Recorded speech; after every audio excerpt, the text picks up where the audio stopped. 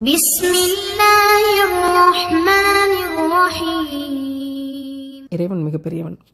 மதினாவினுடைய market, நம்ம ஊர்களில் காய்கறி மார்க்கெட்டுகளுக்கு போகும்போது இது இப்படி இப்படி இருக்கும், என்னென்ன பொருட்கள் கிடைக்கும் அப்படின்னு அனுமானித்து போவோம். ஆனால் ஒரு பாலைவனத்தில் என்ன மாதிரியான காய்கறிகள் கிடைக்கும், ஒரு பாலைவனத்தில் என்ன மாதிரியான வளங்கள் இருக்கும் அப்படின்னு நினச்சி, சரி இதெல்லாம் வெளிநாட்டிலிருந்து ஏற்றுமதி ஆகி வந்திருக்கும் அப்படிங்கிற ஒரு அனுமானத்தோடு போனால் நம்ம ஊர் காய்கறி கடையை எந்த அளவுக்கும் மிஞ்சாத வகையில், நான் சளைச்சவன் கிடையாது அப்படின்னு சொல்லுவான்ல கிராமத்தில் ஒரு வழக்கு சொல், அது மாதிரி இருந்தது. மாஷா அல்லாஹ், இன்னும் கூட நம்ம ஊர்களில் கிடைக்காத பல்வேறு நாடுகளிலிருந்து ஏற்றுமதி ஆகி வந்திருக்கக்கூடிய எல்லா பொருட்களையும் அவ்வளவு அருமையாக பார்க்க முடிச்சது. இப்போ நம்ம பார்க்கக்கூடிய இந்த மார்க்கெட் ஹோல்சேல் மார்க்கெட், மொத்தமாக விலைக்கு எடுக்கக்கூடிய 50 கிலோ 100 கிலோ அப்படின்னு மொத்தமாக விலைக்கு எடுக்கக்கூடிய ஹோல்சேல் மார்க்கெட்டை தான் பார்க்குறோம். ஒவ்வொரு பொருளினுடைய அளவும் எவ்வளோ ஃப்ரெஷ்ஷாக வந்து சேர்ந்துருக்கு அப்படிங்கிற விஷயமும் பார்க்கும்போது அவ்வளவு ஆச்சரியமாக இருந்தது. குறிப்பாக பழங்கள், எத்தனை விதவிதமான பழங்கள், பெயர் தெரியாத பழங்கள், சுபஹானல்லாஹ், ஒவ்வொன்றும் பார்க்கும்போது அவ்வளவு ஆச்சரியமாக இருந்தது. இன்றைக்கி இருக்கிற தொழில்நுட்பங்களும் இன்றைக்கு உலகத்தில் வந்திருக்கக்கூடிய போக்குவரத்து வசதிகளும் எப்படி கொண்டு வந்து சேர்த்துருக்கு அப்படிங்கிறது.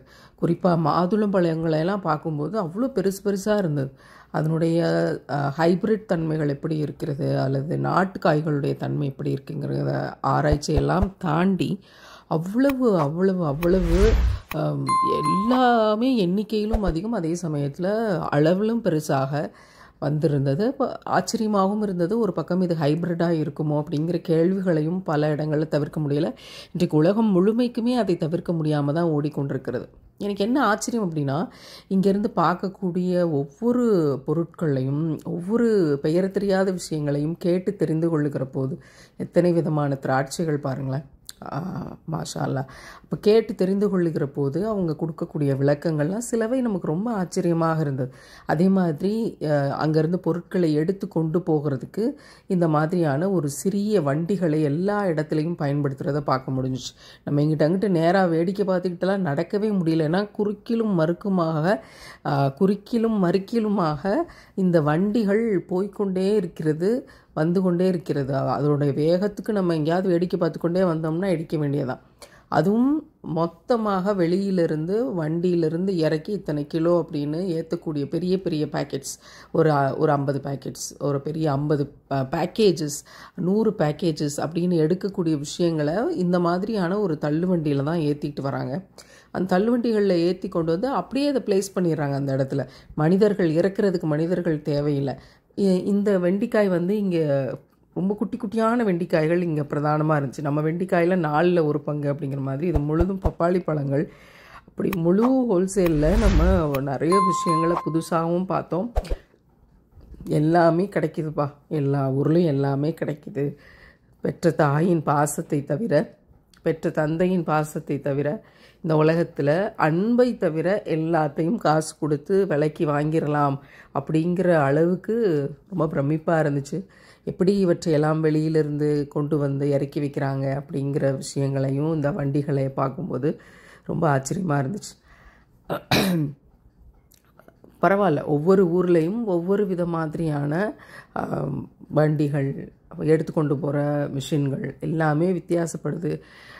அது ஒவ்வொரு ஊரினுடைய வசதிக்கு தகுந்த மாதிரி, மனிதர்களுடைய தொடர் பயன்பாட்டுக்கு தகுந்த மாதிரி. நான் ஏற்கனவே சொன்ன அந்த பேக்கேஜஸை தூக்கிட்டு போகிறது வண்டி இது தான். ஒரு இவ்வளோ பேக்கேஜஸ் எவ்வளோ பேர் சேர்ந்து தூக்கிட்டு வரணும்னு பாருங்கள். இப்போ இந்த வண்டி தூக்கிட்டு வருது. இந்த வண்டி தூக்கிட்டு வந்து இந்த இடத்துல இறக்கணும் அப்படின்னா அப்படியே இறக்கி அதுவே தள்ளி விட்டுட்டு போயிடுது. மாஷா அல்லாஹ், இதெல்லாம் பார்க்குறதுக்கு ரொம்ப ஆச்சரியமாக இருந்தது. ஆனால் எனக்கு வேடிக்கை பார்ப்பதற்கு ரொம்ப சுவாரஸ்யமாகவும் நிறைய புதிய விஷயங்கள் தெரிஞ்சு கொள்ளக்கூடியதாக இருந்தாலும் கூட, கொஞ்சம் கவனம் தப்புனா இந்த வண்டிகள் அங்கிட்டும் இங்கிட்டுமா நம்மளை வந்து இடிக்குமோ அப்படிங்கிற அளவுக்கு தான் இருந்துச்சு. பொருட்களை கொண்டு வந்து வைப்பதற்கான வண்டிகள் தனி, அதிலிருந்து கொஞ்சத்தை எடுத்து ட்ராலியில் வேறு இடத்துல எடுத்துக்கிட்டு போகிற வண்டிகள் தனி அப்படின்னு. தக்காளி பழங்கள் எல்லாம் காம்புகளோடு இருப்பதை பார்க்கும்போது எப்போ ஏற்றுமதி பண்ணாங்க, எப்போ கொண்டு வந்தாங்க. இது வந்து அந்த ஊரினுடைய ஒரு புளிச்சக்கீரை வகையின் அப்படின்னு சொன்னாங்க. இந்த ஊர் புளிச்சக்கீரை அப்படின்னு சொல்லி இதை இன்ட்ரடியூஸ் பண்ணாங்க. இது எந்த ஊர்லேருந்து வருதுன்னு நமக்கு தெரியல. ஆனால் முதல் முறையாக மதீனா மார்க்கெட்டில் தான் இந்த புளிச்சக்கீரை அப்படிங்கிற இந்த விஷயங்களை நான் பார்த்தேன். ரொம்ப ஒரு பூ மாதிரி இருந்துச்சு. ஆனால் இதுதான் அந்த புளிச்சக்கீரையோட டேஸ்ட். அதுக்கான மாற்றாக இங்கே பயன்படுத்துகிறாங்க அப்படின்னு இதை புளிச்சக்கீரைன்னு தான் நமக்கு இன்ட்ரடியூஸ் பண்ணாங்க.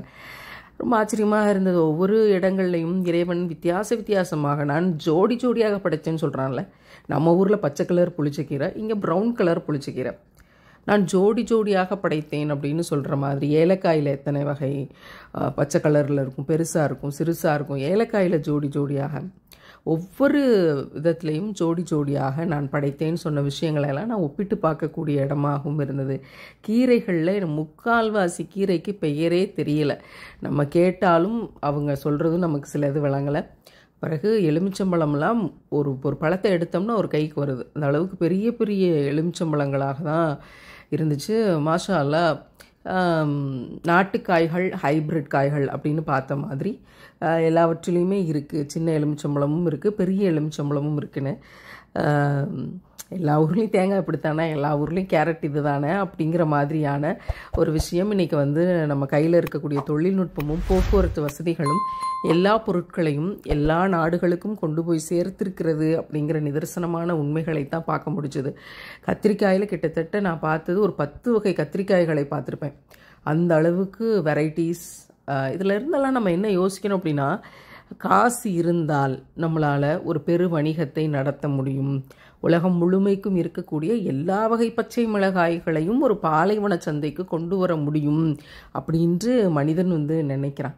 இவற்றையெல்லாம் எவ்வளவு காசு இருந்தாலும் மனிதனால் படைக்க முடியுமா என்ற கேள்வியைத்தான் நான் இங்கேருந்து யோசிச்சு பார்த்தேன்.